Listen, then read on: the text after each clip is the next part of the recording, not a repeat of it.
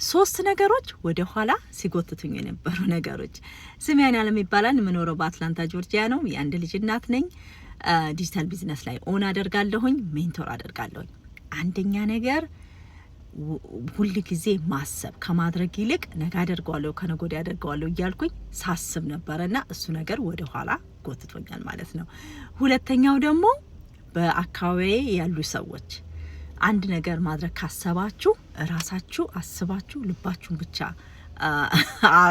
ልባችሁን ብቻ ስሙ እንጂ ሌላ ሰው ካማከራችሁ ያ ሰው ስለዛ ነገር ምንም የሚያውቀው ነገር ስለሌለ በቃ እንትላችሁ ኢንካሬጅ ሊያረጋችሁ ነው እንጂ የሚሞክረው አይ ሄዱበት ግፉበት ሊላችሁ አይችልም። ግን እዛ ቢዝነስ ውስጥ ወይም ደግሞ እዛ ቦታ ያለ ሰው ግን ከሆነ አንድ ነገር ኤክስፒሪየንስ ካለው እሺ ሄዱበት፣ ሞክሩት፣ ተማሩበታላችሁ ብሏችሁ ነው የሚያበረታታችሁ እንጂ ወደፊት ግፉበት ሊላችሁ አይችልም ልላችሁ ፈልጋለሁ። ሶስተኛው ደግሞ ራሴን ከሌላ ሰው ጋር ማወዳደር።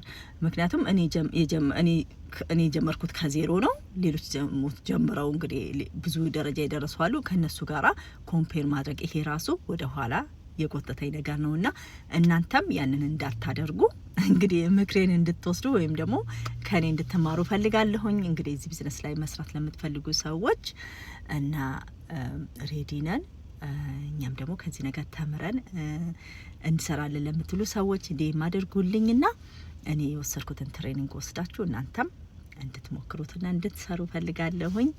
መልካም ቀን ለዛሬው።